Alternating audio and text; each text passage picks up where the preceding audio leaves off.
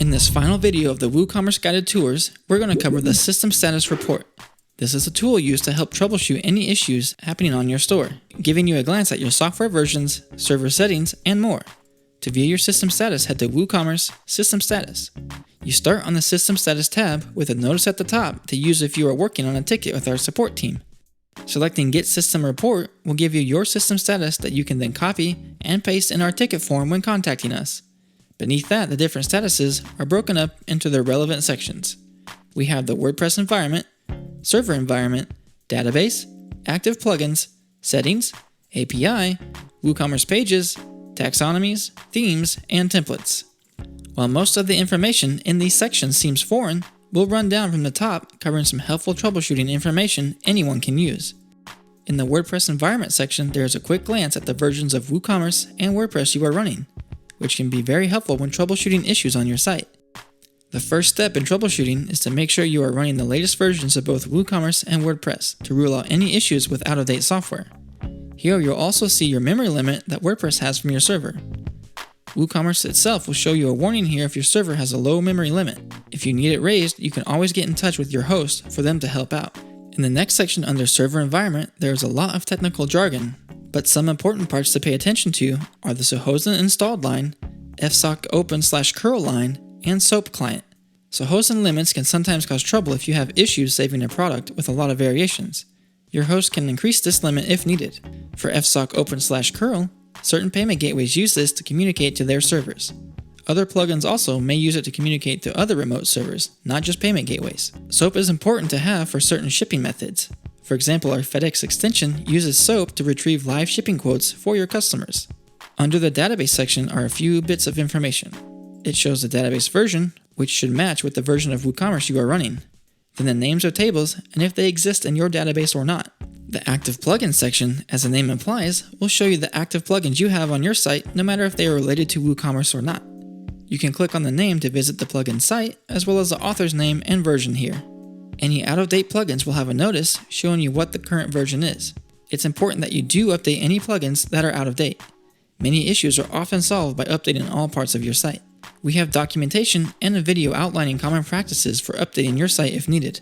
The next section under Settings shows some common settings from WooCommerce.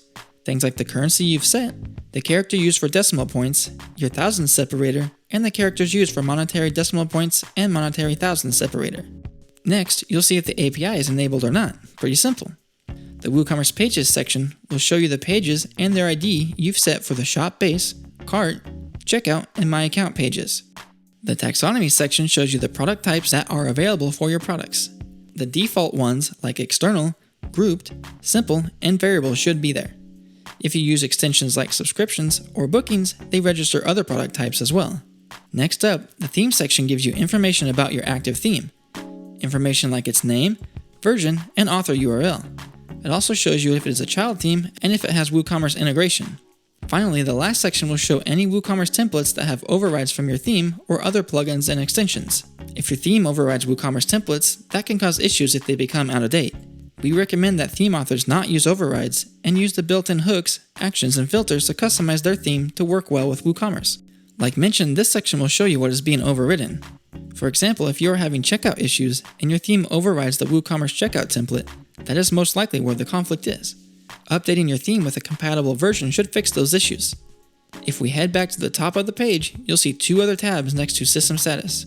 We'll ignore the Logs tab in this video, so let's talk about the Tools tab. Select Tools and we'll quickly cover the most common options here. If you have any issues with transients, you can clear both WooCommerce transients and all expired transients from WordPress with the Clear Transients and Clear Expired Transients buttons.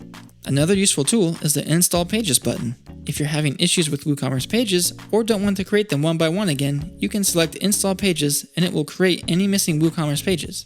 Just note it will not replace any that are already set in your settings. There are two last useful settings to go over. The first being the Template Debug mode. This will let the admin disable any overrides that your theme uses. This helps you quickly check if your theme is causing issues with WooCommerce. Lastly, you can also enable the Remove All Data setting.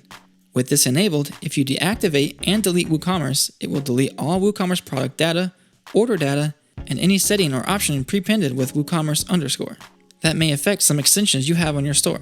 Just be careful with this setting should you really want to delete your products and order data when you delete the WooCommerce plugin. With that, we've covered the most important parts of the system status setting in WooCommerce.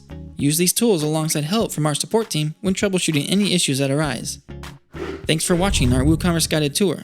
We hope with these videos and our other support resources, you have everything you need to run a successful store.